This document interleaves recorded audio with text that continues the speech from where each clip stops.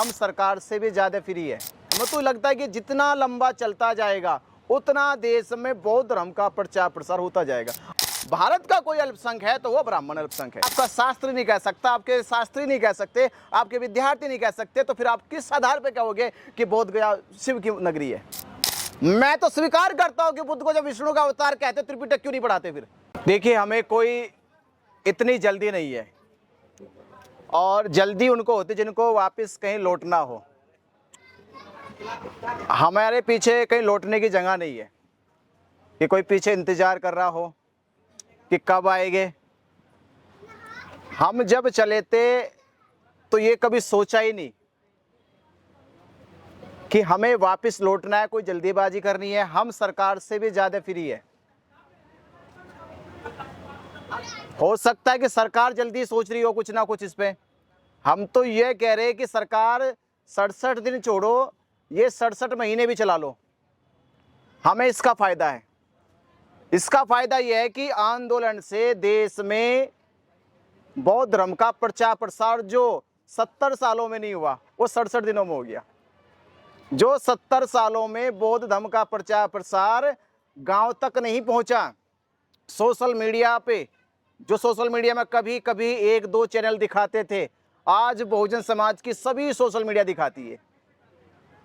जो बौद्ध धर्म पर नुक्कड़ों पर गांव सभाओं में चर्चा नहीं करते थे, आज नुक्कड़ों पे, गांव सभाओं में, पंचायतों में चर्चा करने लगे कि क्या है महाबोधि महाविहार, कैसा ब्राह्मणों का कब्जा। देश को पता चलने लगा, ये पंडे पुरोहितों ने, कि महाबोधि महाविहार नहीं बल्कि देश के जाने कितने बौद्ध स्थलों पर, जैनियों के स्थलों पर और जाने कितने ऐसे धार्मिक स्थलों पर कब्जा करके अपना जो आडंबर पाखंड है उसका खेल खेलता रहा है। अब उसके खेल खेलने की जो सारी की सारी जो काली चिट्ठी थी वो खुलने लगी है। तो अब हमें कोई जल्दी नहीं। हमें तो लगता है कि जितना लंबा चलता जाएगा उतना देश में बौद्ध धर्म का प्रचार प्रसार होता जाएगा। आप सोचो, क्या 70 सालों में पूरे देश में शांति मार्च मोर्चे निकले? इतने उतने मोर्चे, उतने शांति मार्च अब निकल रहे, यानी 70 सालों का काम 67 दिनों में हो गया। जितने लोग बौद्ध धर्म को कभी कभी टीवी पे सुनते थे, कभी कभी कोई कार्यक्रम बौद्ध भिक्षु के द्वारा होता था, वो सुना जाता था, पर आज गांव गांव ये कार्यक्रमों के बाद चर्चाएं होने लगी। और ये बात भी होने लगी कि हाँ, देश में अगर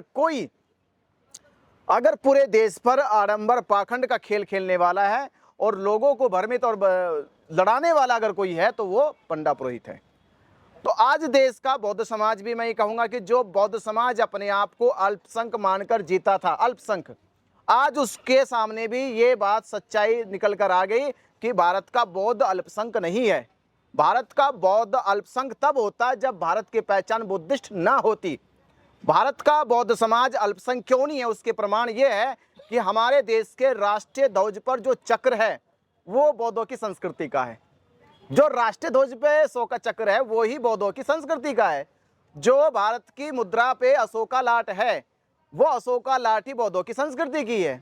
जो भारत का सर्वोच्च सम्मान है वो है भारत रत्न, वो ही पीपल के पत्ते पर दिया जाता है, उसी का आकार है वो। ये सब जो चिन्ह है राष्ट्र के, ये सब बौद्ध संस्कृति के चिन्ह हैं। इससे यह सिद्ध होता है कि भारत बौद्ध संस्कृति का देश है। और जब भारत बौद्ध संस्कृति का देश है तो भारत में रहने वाले सब भारत बौद्ध संस्कृति के लोग हो गए। तो इसका मतलब ये हुआ कि भारत में बौद्ध अल्पसंख्यक नहीं है, बल्कि भारत बौद्धों का ही है। और भारत ही नहीं है, भारत के बाहर 56 ऐसे देश है जो बुद्ध के धम्म को स्वीकार करते हैं, बुद्ध की धम्म की शिक्षाओं पे पालन करते हैं, उसका अनुकरण करते हैं और अपने देशों में बौद्ध धम्म की शिक्षाओं का प्रचार प्रसार भी करते हैं। इसका मतलब ये हुआ कि भारत केवल, अब भारत नहीं है बौद्धों का, भारत का एशिया भी बौद्धों का है। 3 शब्द पहले शुरुआत में हुए। जब सम्राट अशोक ने धम्म की दीक्षा ली तो लोग कहते थे कि भारत जो है वो बुद्ध का भारत है, वो बुद्ध का भारत है। तो यहाँ पे लाइट ऑफ इंडिया कहा जाता था। तो लाइट ऑफ इंडिया बने। 18वीं सदी में एक अंग्रेज ने कहा कि लाइट ऑफ एशिया हो गए, तो एशिया भी गया। अब जो है पूरा एशिया से बाहर चला गया, अब लाइट ऑफ वर्ल्ड हो गया। तो भारत के साथ साथ भारत की एशिया के साथ पूरी दुनिया बौद्धों के साथ है। इसका मतलब ये हुआ कि भारत का बौद्ध अल्पसंख्यक नहीं है, ये तो मेजोरिटी में है, ये तो बहुसंख्यक है। भारत का कोई अल्पसंख्यक है तो वो ब्राह्मण अल्पसंख्यक है। तो ये बात भारत के लोगों को पता चल गई कि भारत का कोई अल्पसंख्यक है तो वो ब्राह्मण है, और ब्राह्मण की जालसाजी, इसका पर्दा खुल चुका है। मां बोधि महाविहार ने देश में एक बड़ी क्रांति खड़ी कर दी। किसी से हमारी दुश्मनी है क्या? हमने एक बहुत सज्जन, बहुत विद्वान ब्राह्मण था, हमने कहा कि भाई चलो हम हो सकते गलत, हो सकते भारत का बुद्धिस्ट गलत हो, भारत का डॉक्टर अंबेडकर राइट्स वाला जो अनुयायी है वो गलत हो, ये गलत हो सकते। तो एक काम करो, मैं एक सर्वोच्च संस्था बता रहा हूं आपको, एजुकेशन की सर्वोच्च संस्था भारत के, दिल्ली यूनिवर्सिटी चले जाओ, जैन यूनिवर्सिटी चले जाओ, और भारत छोड़ो ऑक्सफोर्ड या कैम्ब्रिज यूनिवर्सिटी चले जाओ, और आप उनमें से केवल ब्राह्मण स्कॉलर्स की लिस्ट बना लो, एक ब्राह्मण स्कॉलर्स की। मैंने कहा अब बुद्धिस्टों का सर्वे मत करो, हम धरना दे रहे, हमारा भी सर्वे मत करो, हो सकता है हमारी भावनाओं में बहकर हम गलत बोल रहे हो। भारत के किसी भी शोषित पीड़ित दलितों का, ओबीसी का सर्वे मत करो, आप केवल दिल्ली यूनिवर्सिटी, जैन यूनिवर्सिटी और कैम्ब्रिज और ऑक्सफोर्ड यूनिवर्सिटी में जो केवल ब्राह्मण स्कॉलर पढ़ने वाले हैं बच्चे, केवल उनसे जाके पूछ लो कि बोधगया की धरती क्यों प्रसिद्ध है, ये पूछ लो जाके बस। या हिंदू, ब्राह्मण और बौद्धों का मामला खत्म हो जाएगा। बस ये पूछ लो कि बोधगया की धरती क्यों प्रसिद्ध है, ये आप ही का ब्राह्मण स्कॉलर बताएगा। वो इसलिए प्रसिद्ध है क्योंकि इस धरती पे सिद्धार्थ गौतम को ज्ञान प्राप्त हुआ, और ज्ञान प्राप्त हुआ तो संसार भर में ये ज्ञान स्थली के नाम से प्रसिद्ध हो गई। यहां अगर कोई भी स्कॉलर कहते कि शिव का जन्म हुआ हो, कोई स्कॉलर कहते राम का जन्म हुआ हो, कोई स्कॉलर कहते विष्णु का जन्म हुआ, कोई नहीं कहने वाला, आपका शास्त्र नहीं कह सकता। और जब आपका शास्त्र नहीं कह सकता, आपके शास्त्री नहीं कह सकते, आपके विद्यार्थी नहीं कह सकते, तो फिर आप किस आधार पर कहोगे कि बोधगया शिव की नगरी है? आपके शास्त्रों ने तो शिव को दो जगह बताया, कैलाश में और काशी में। तो काशी और कैलाश हो सकती शिव की नगरी, बात बोधगया की चल रही, तो बोधगया नाम ही बुद्ध से जुड़ा हुआ है। ये तो वैसे ही जाहिर हो गया, इसमें तो लड़ाई खत्म हो गई। तो यहाँ गाली देना या दुश्मनी रखना तो बात दूर की है, यहाँ तो बात यह है कि बोधगया किसका है। तो बोधगया बौद्धों का है, तो बौद्धों का तो बौद्धों के पास नहीं है। सवाल तो यह है, बोधगया बौद्धों का है तो बौद्धों के पास क्यों नहीं है? तो वो पूछा किसके पास है? मगर पूछो, पता करो किसके पास है।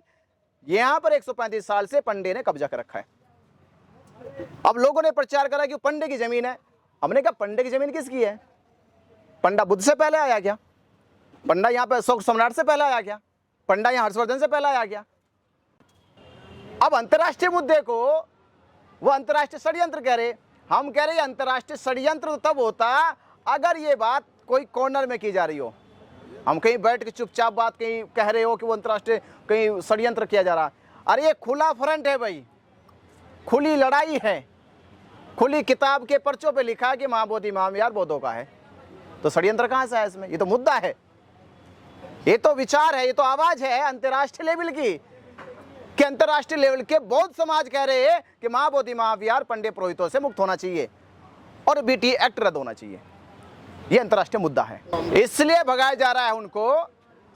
विष्णु के अवतार राम है तो देश में रामायण पढ़ाई गई ना, पढ़ाई गई ना रामायण। विष्णु के अवतार कृष्ण है तो गीता पढ़ाई गई ना। मैं तो स्वीकार करता हूं कि बुद्ध को जब विष्णु का अवतार कहते त्रिपिटक क्यों नहीं पढ़ाते? फिर त्रिपिटक पढ़ाओ। जब आपने रामायण पढ़ाई राम के नाम पे, जब गीता पढ़ाई कृष्ण के नाम पे, वो भी तो अवतार ही बता रहे थे। और अवतार आपने बुद्ध को बताया तो खाली डिब्बा कह के, अरे त्रिपिटक तो पढ़ाओ, पंचशील पढ़ाओ, 4 आर्य सत्य पढ़ाओ, आर्य अष्टांगिक मार्ग पढ़ाओ, प्रत्यक्ष समुत्पाद पढ़ाओ, बुद्ध की वो देशना पढ़ाओ जब बुद्ध ने कहा संसार अनात्मवादी है, संसार अनित्यवादी है, संसार का कोई ईश्वर नहीं है, संसार का कोई परमात्मा नहीं है, संसार किसी का आदि नहीं, वो अनादि है। ये सब भी पढ़ाओ ना, फिर तो बात समझ में आएगी कि हाँ अब बुद्ध को मानते हो। अरे बुद्ध को मानना, बुद्ध को मानने का मतलब बुद्ध की शिक्षाओं को मानना, केवल बुद्ध को रट्टा नहीं मारना है। आपने बुद्ध की एक शिक्षा पढ़ाई नहीं और कहने लगे बुद्ध विष्णु के अवतार है, तो ये तो सरासर अन्याय है, ये तो सरासर देश के लोगों के साथ धोखा है। ये तो यही हुआ कि लोगों ने खूब प्रचार करा कि भैया कल खीर बनेगी, और खीर के लिए दूध कोई लेकर नहीं आया। तो ये तो बुद्ध विष्णु के अवतार है, बुद्ध विष्णु के अवतार पर बुद्ध की शिक्षा कोई लेके नहीं गया। अरे बुद्ध की शिक्षा तो लेके जाओ।